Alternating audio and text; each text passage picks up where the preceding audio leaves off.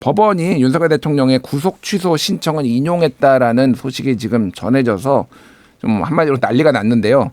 좀 읽어드릴게요. 서울중앙지법 형사합의 25부가 재판부가 판단을 하기는 구속기간은 날이 아닌 실제 시간으로 계산하는 것이 타당하다라고 얘기했고요. 그렇지 않으면 실제 수사관계 서류 등이 법원에 있었던 시간 이상만큼 구속기간이 늘어나고 언제 서류가 접수 반환되느냐에 따라 늘어나는 구속기간이 달라지는 불합리가 발생한다라는 이유로 구속 취소 신청을 인용을 했습니다. 그러니까 쉽게 얘기를 하면은 윤석열 대통령 측에서는 이거를 시간 단위로 이를테면은 체포적부심을 한 시간을 그 기간만큼 구속 시간이 연장이 되는데 이거를 시간 단위로 계산해야 된다라고 얘기를 했고 검찰이나 공수처 측에서는 이거는 관행대로 일 단위로 하루를 빼는 걸로 해야 된다라는 건데 이거를 지금 윤석열 변호인단 측에 이제 손을 들어준 겁니다.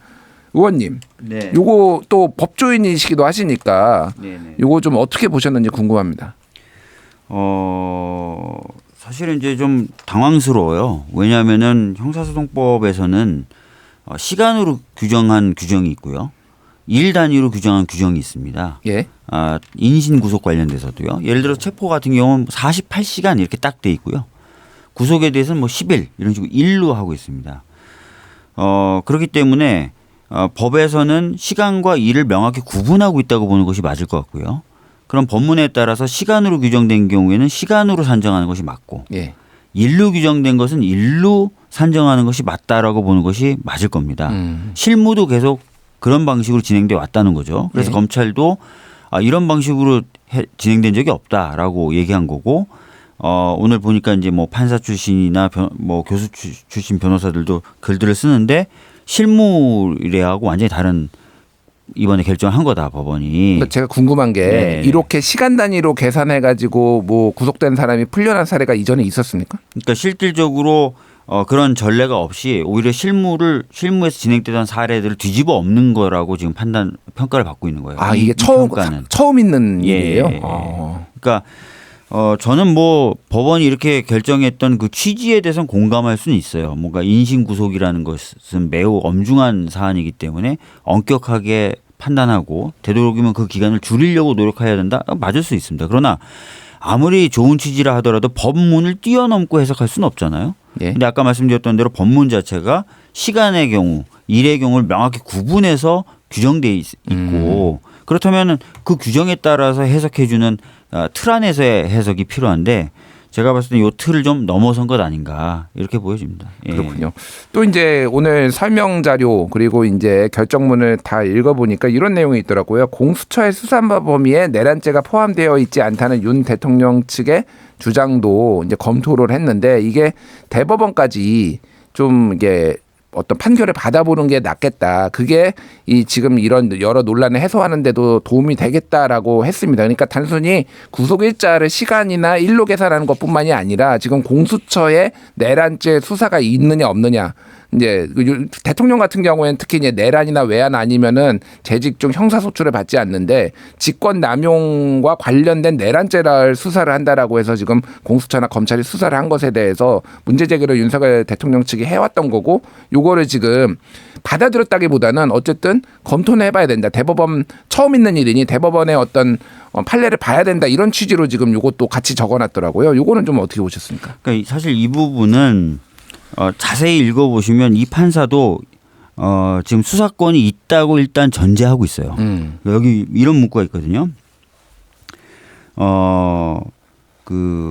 실제 수사처가 직권남용 권리행사 방해죄 수사 과정에서 내란죄를 인지하였다고 볼 만한 증거나 자료가 없다. 그러니까 지금은 내란죄라는 게 딱 명시된 제목으로는 없고 직권남용죄를 수사하면서 관련된 사건으로서 인지해서 내란죄까지 수사한 거잖아요. 예.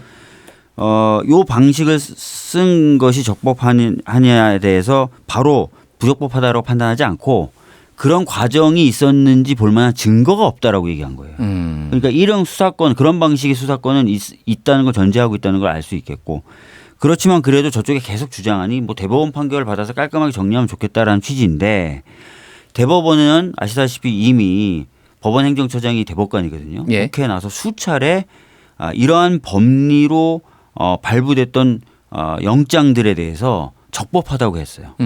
맞지 않습니까? 예. 국회에 나와서 뭐 대정부 질문에서도 했고 법사위에서도 상임위 차원에서 질의에도 그렇게 얘기했기 때문에 입장이 달라질 리가 없다. 그러니까 깔끔하게 정리하기 위해서 대법원의 공식적인 절차를 밟는 것이 좋겠다라고 얘기하지만 이 판단을 한 판사조차도 그런 방식의 수사는 가능하다고 본다는 전제에 서 있는 것으로 보여지고 예. 두 번째는 이미 법원행정처장이라는 대법관이 여러 차례 수사권이 있고 적법한 그래서 그 수사권에 기반한 적법한 영장이 발부됐다고 입장을 밝혔기 때문에 결과를 밟는데 시간은 걸리겠지만 결론은 달라질 리 없다. 이렇게 보시면 될 것 같아요. 알겠습니다. 예.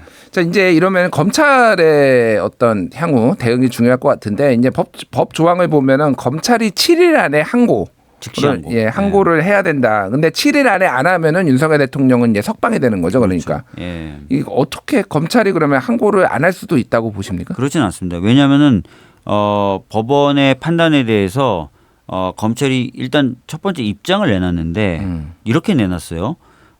구속에 관련된 기간을 계산할 땐 일 단위로 하는 게 맞다라는 입장을 냈고 두 번째는 본인들의 기소가 적법하다고 입장을 얘기했습니다. 당연히 뭐 두 개가 연결되는 거죠. 입장을 그렇게 냈는데 즉시 항고를 안 합니까? 그건 말이 안 되죠. 그러니까 이 법원이 이렇게 판단했으니 수용하겠습니다라고 입장이 나갔으면 즉시 항고를 수용하거나 뭐 여러 가지 뭐 다른 방식으로 입장을 냈으면은 즉시 항고 안 할 수 있겠지만 이미 입장이 우리 기소는 적법해. 예.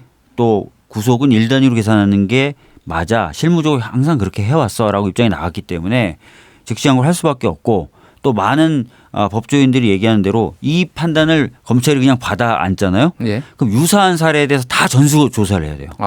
그리고 많은 지금 만약 구속돼 있는 사람들 상당수가 그럼 나도 구속 시간 단위로 그렇죠. 계산해야 시간 돼 단위로 이렇게. 해줘. 예. 그래서 다 전수 조사해야 돼요. 나 0.0001초 지났어. 뭐 이런 식으로까지 할 수 있기 때문에 모든 걸 다 전수 조사해야 되는데 검찰이 그런 부담을 짊어질 수 없죠. 알겠습니다. 예. 마지막으로 이게 이제 탄핵 심판에 영향을 줄 것이냐, 물론 이제 헌법재판소와 법원은 이제 다른 기관이긴 합니다만은 헌법재판소의 탄핵 심판은 또 이게 법리를 따지지만은 정치적 판단도 좀 뭐 고려를 하는 어떤 곳이기 때문에 영향을 받을 수도 있다. 오늘 뭐 기사 나온 거 보니까 어떤 교수님은 법학전문대학 교수님은 고려를 할 수도 있다. 아니다. 이거는 별개의 거다. 뭐 이렇게 보시는데 이거는 의원님의 개인 의견이 좀 궁금합니다. 전에도 뭐 저를 포함한 많은 법조인 출신 의원들이 얘기했을 거고 심지어 헌재에서도 얘기했습니다. 형사재판과 헌재의 탄핵 심판 절차는 완전히 별개의 절차다. 뭐 프로세스가 다를 뿐만 아니라 적용되는 법리도 완전히 다릅니다. 예.